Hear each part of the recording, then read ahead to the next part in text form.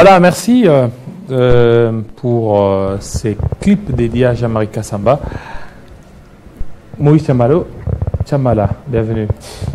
Merci Jean-David Kilolo et bonjour à tous ceux qui nous suivent de partout dans le monde. Vous portez bien ce matin? Oui, ça va, par la grâce du Seigneur. Aujourd'hui, on a quand même évité les embouteillages. Je vous ai aussi trouvé ici très matinal par rapport à l'heure que vous venez d'habitude. En tout cas, vous étiez déjà là autour des 6 heures quelque chose là. Effectivement, j'étais là très tôt matin. Lundi, je sais que lundi, mercredi, vendredi, il y a des embouteillages. Ouais, c'est compliqué. C'est compliqué. Les 3 jours, le jour impair, lundi, mercredi, vendredi, il y a des embouteillages terribles. Le samedi, les embouteillages, c'est vers 10h, 11h, et puis vers... Après 14h, c'est bon. Après 14h, c'est bon, et les soirs, ça revient un tout petit peu. Donc, si vous voulez bien vivre à Kinshasa, c'est savoir un peu les heures de pointe des embouteillages et puis prendre des précautions pour arriver à temps. Vous portez bien? Ouais, ça va, par la grâce du Seigneur, Jean-David. Alors, le pasteur Atoms va bien? Bon, moi, le pasteur Atoms, je pense qu'il va bien, il est à Paris, mais moi, je ne suis pas chez le pasteur Atoms. Peut-être que vous avez... Il est au Canada. Hein? Non, peut-être que vous avez fait des confusions, des petites confusions. Il est au Canada, je ne pas le pasteur Atoms. Non, il est à Paris. Samedi, c'était, ils ont fait Sanjola. Mais maintenant, actuellement, il est au Canada. Au Canada. Entre les Canadiens et les Kenyans, il est en train de faire des rotations. Voilà. Je sais pourquoi je vous ai posé la question. Je vais revenir au moment opportun. Alors, qu'est-ce que vous avez prévu? Alors, nous nous sommes entretenus avec un député national qui s'appelle Kankonde Giseta, élu des Sakania, disons au Katanga. C'est élu quand même, nous avons essayé de parler avec lui sur ce qu'il s'agissait entre les vacances parlementaires parce qu'ils sont déjà, la rentrée a déjà été... La rentrée était la semaine dernière, je pense, au niveau de l'Assemblée nationale. On a essayé d'en parler avec lui. La redevance minière pour les territoires pour Sakania, qu'est-ce que ces entreprises font pour eux? Vous savez, comme vous étiez l'autre fois avec la ministre des Affaires sociales de l'autre côté, vous avez même profité de l'occasion pour inaugurer quelques ouvrages issus de la redevance minière pour ces coins. Alors on a essayé quand même d'en parler avec lui sur ça, sur les entreprises qui faisaient fonctionner les Haut-Katanga, qui ne marchaient plus, qu'est-ce qu'il a constaté sur terrain et quels sont les projets de loi qu'il compte déposer au niveau de l'Assemblée nationale pour que les gens qui l'ont élu puissent en bénéficier. Voilà, on suit. La première question était celle de savoir, vous étiez en vacances parlementaires, qu'avez-vous constaté sur les terrains? Voilà, on suit.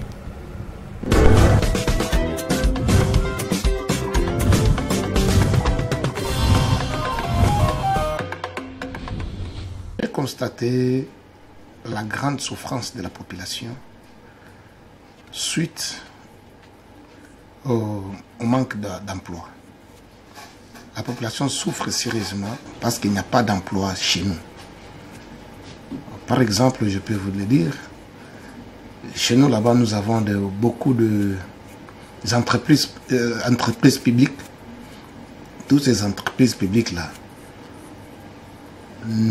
les autochtones n'ont jamais été engagés. Il y a la DGDA, l'OCC, l'OGFREM, l'FPI, CNCS, toutes ces entreprises-là de l'État. Les autochtones ne bénéficient de rien. Ils n'ont jamais été, je dis bien, été engagés. S'il y a des engagements, c'est d'autres provinces qui bénéficient. On les affecte à Sakania, à Mokambo, à Kasumbalesa. Mais les autochtones ne bénéficient absolument de rien. J'ai remarqué pendant cette période de vacances parlementaires chez nous.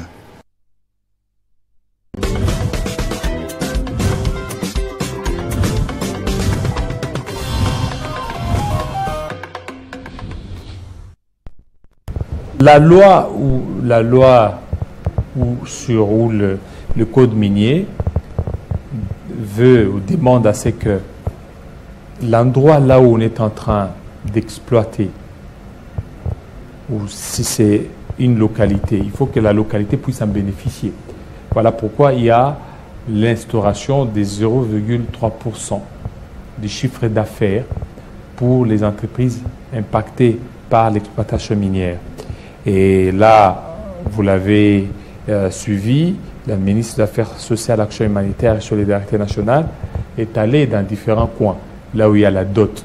Mais jusque-là, il y a encore un problème, c'est que certaines localités ne se retrouvent pas dans ces exploitations-là minières. Effectivement, Jean-David Kilolo, comme vous avez entendu les députés en train de dire que beaucoup des autochtones n'en bénéficient pas vraiment. D'abord, en commençant par, je dirais, les entreprises publiques qui sont dans ce coin. Il a cité des GDIA, FPI et tant d'autres. Les autochtones ne sont pas engagés. Pour la plupart des personnes qui travaillent dans ces entreprises publiques, ce sont des gens qui viennent d'autres provinces qui sont affectés là-bas. Et pourtant, lorsqu'on implante ces genres d'entreprises dans des coins ou recoins du pays, c'est pour que aussi les gens de ces coins puissent être dedans, faire fonctionner l'affaire. Vous savez qu'il y a dans d'autres entreprises, par exemple, je ne citerai pas les cas seulement des États-Unis, même ici au Congo, si vous venez peut-être créer une entreprise, dans votre entreprise, parmi les personnels influentes, il devrait aussi qu'il y ait une personne qui a la nationalité congolaise. Quand même, ça revient aussi à l'État congolais ou aux Congolais d'en bénéficier. C'est ce qu'il est en train tout justement de dire là. Et vous avez parlé des dots que les entreprises qui fonctionnent dans son coin, dans ces coins, dans différents coins, doivent faire bénéficier aux autochtones. La loi, elle parle de 0,3% si je ne me trompe pas, la loi minière si je ne me trompe pas, mais les codes miniers plutôt. Mais aujourd'hui, avec ce qu'on voit, les entreprises qui en bénéficient, pourquoi ne pas arriver peut-être jusqu'à 1%, Donc, ça, c'est le code minier. 1,5%. Il faut revoir. Oui. Je pense que c'est en cours d'être révisé pour très bientôt. Ensuite, la deuxième question, c'est de savoir, après votre constat, qu'est-ce que vous pouvez recommander au gouvernement? D'accord. Ensuite.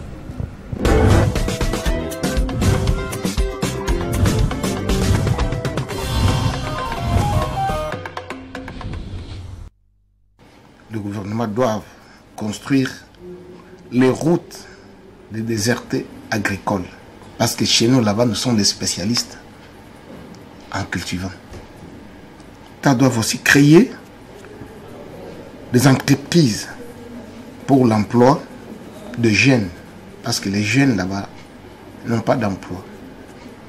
La population de Sakania ne se retrouve pas du fait que sont les étrangers et les expatriés qui sont beaucoup plus privilégiés que les autochtones.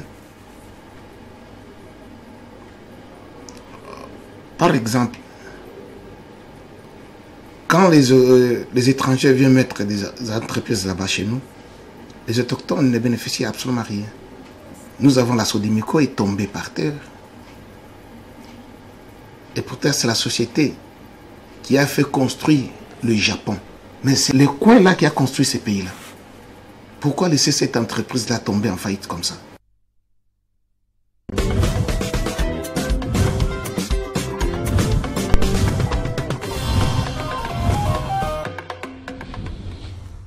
Le mal est profond au Congo.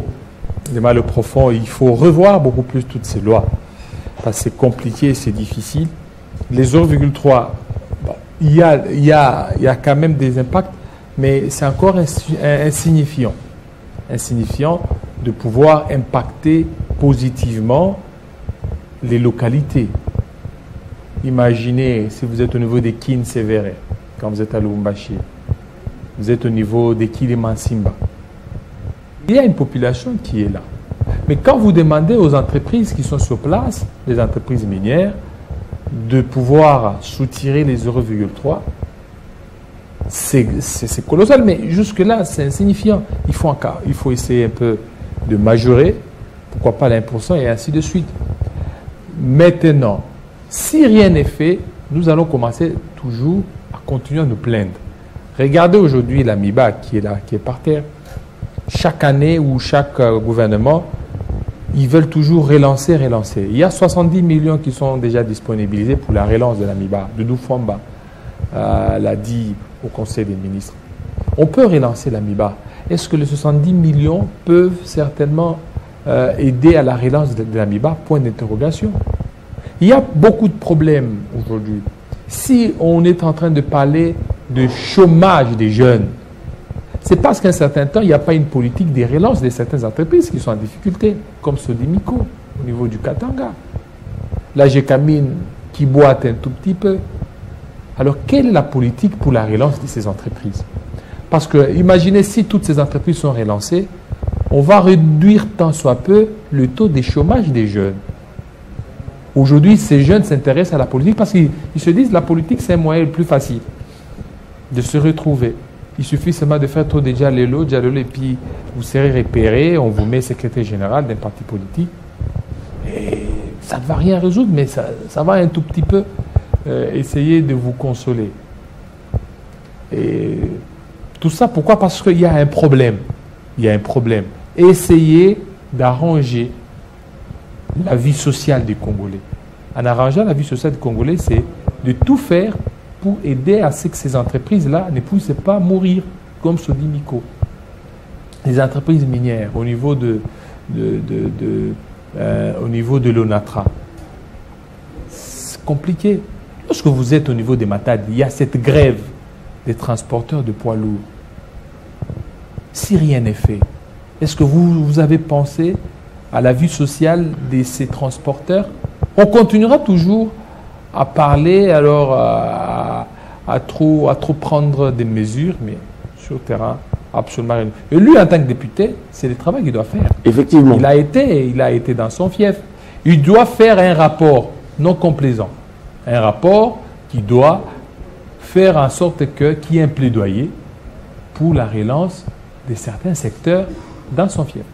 Effectivement, Jean-David Kilolo, vous avez grandi dans les Hauts-Katanga, je dirais même que vous êtes du Haut-Katanga, vous connaissez l'histoire de la Solimico. Il a même dit que c'est grâce à Solimico a construit une grande partie du Japon. Parce qu'à l'époque, selon ce qu'il dit, les Japonais exploitaient à partir de Solimico. Et aujourd'hui, Solimico est par terre et l'État ou le gouvernement ne fait rien, alors que cette entreprise avait engagé beaucoup d'Autochtones à l'époque et faisait vraiment fonctionner Sakania où il a été élu. Et vous avez entendu dans les dires de Guy Seta Kankondé que l'État congolais doit prendre en charge Jean-David Kilolo ou relancer ce qui lui appartenait. Aujourd'hui, c'est les expatriés qui sont en train de bénéficier. Où Solimico était en train d'exploiter, qui exploite là-bas? Tu vois qu'il y a d'autres entreprises minières et étrangères qui se sont installées là-bas et qui tirent des dividendes. Aujourd'hui, par exemple, au Kasaï, vous avez parlé des MIBA qui va peut-être être relancé bientôt, mais c'est plutôt la société chinoise Sassim qui y a pris l'avance sur ce que MIBA faisait à l'époque. Et c'est l'État congolais qui est en perte. Et il vient de l'étranger, ils en bénéficient quand même. Alors la troisième question était celle de savoir qu'allez-vous proposer comme loi au niveau de l'Assemblée nationale pour que Sakania se retrouve. Voilà.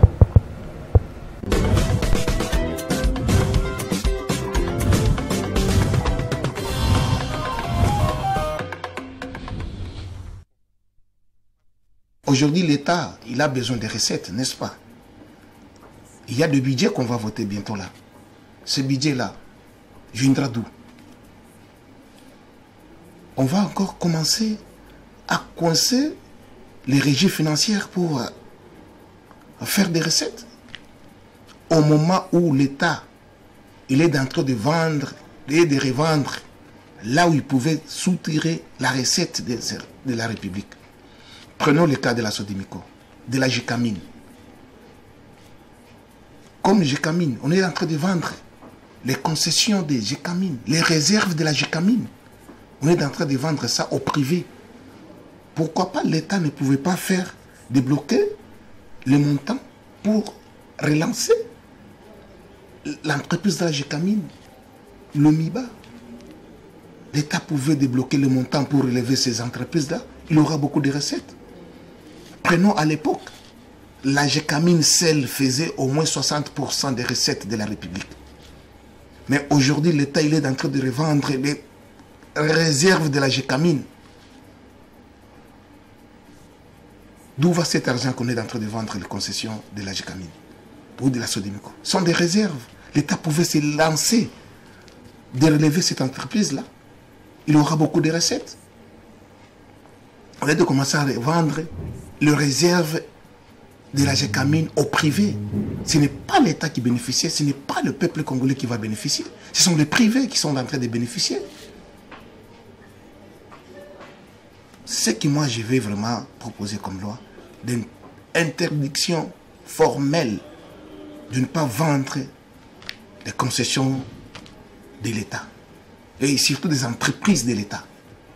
Il faut éviter ça, que l'État prenne en charge et relance toutes ces entreprises-là au lieu de commencer à revendre ça.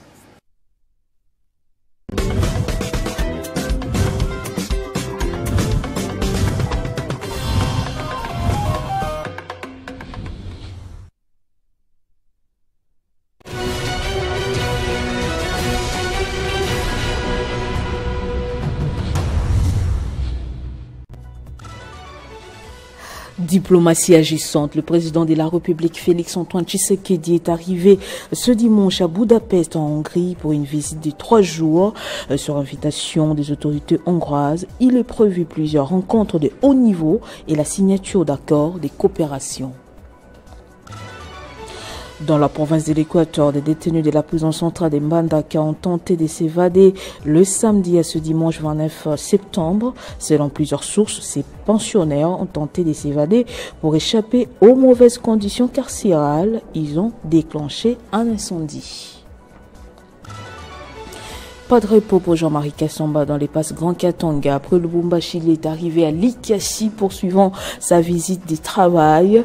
Hier, le directeur général de l'Espace 50 a consacré sa journée à la visite des infrastructures routières du centre-ville de Lubumbashi ainsi que de sa périphérie construite par le gouverneur Jacques Aboula Katoué sous l'impulsion du chef de l'État Félix-Antoine Tshisekedi.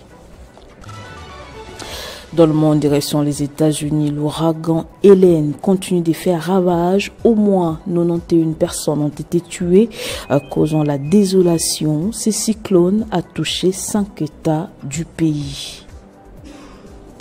Merci de nous avoir suivis de partout. L'information revient à vous dans moins d'une heure, mais dans notre temps 50 bonjour se poursuit. Retrouvez toute l'actualité en continu sur www.tele50.cd. Voilà, merci beaucoup pour cette livraison d'informations. Fiston Mwanakabwe. Alors, Fiston Mwanakabwe, bonjour Jean-David, bon début de la semaine.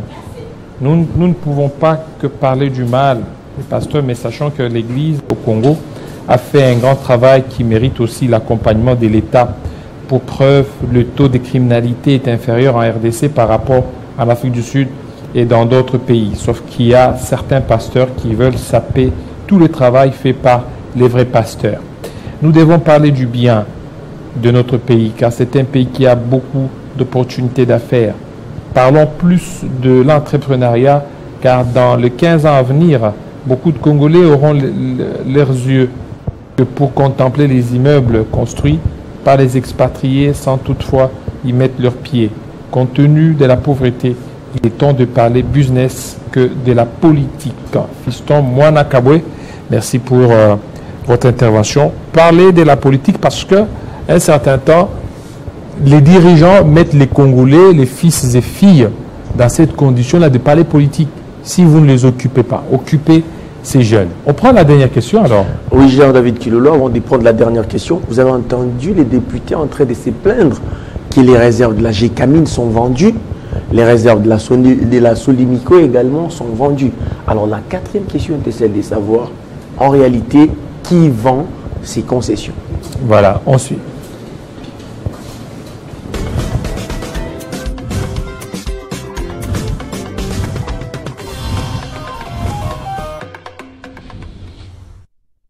On ne sait pas.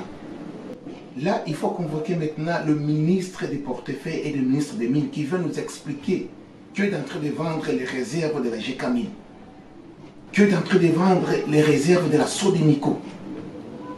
Ce sont des entreprises qui peuvent relever ce pays si l'État vraiment s'investit sérieusement dans ces entreprises-là. il aura beaucoup de budget. On va contrôler et vérifier sérieusement.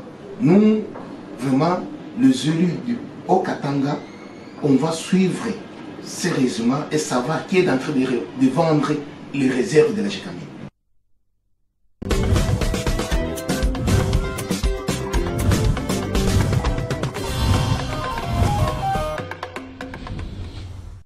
Alors, qui vend ces réserves? Il a dit que jusqu'à présent, la personne n'est pas connue. D'où, à partir du contrôle parlementaire qui va bientôt commencer, ils doivent poser ces questions au ministre des Mines et au ministre du Portefeuille. Parce que c'est eux qui régissent ces secteurs, l'un pour les secteurs miniers et l'autre pour les secteurs des entreprises publiques, qu'ils puissent quand même revoir et donner vraiment des vraies raisons. Parce que Vital Kamerhe, au niveau de l'Assemblée nationale, il a dit qu'il est contrôle parlementaire, en tout cas, sera effectif. Ça sera presque chaque mois que les ministres de chaque secteur passera pour s'expliquer. Et ça, eux maintenant, les députés du Haut-Katanga, de se constituer peut-être en bloc ou faire un caucus pour faire ce genre de travail. Question de les interpeller, de dresser des questions orales avec débat au niveau de l'Assemblée nationale pour voir clair dans ce qui se passe dans leur territoire ou dans leur province. Voilà, dans la province. Merci. Ça n'est fini avec vous, avec les députés nationaux Guy Seta. Effectivement. Guy Seta qui vient de ses vacances parlementaires. Nous aurons le temps de le recevoir de temps en temps dans nos différentes tranches et aussi autres questions, de parler des desiderata de son fief électoral du Haut-Katanga. Merci. Merci Jean-David Kilolo.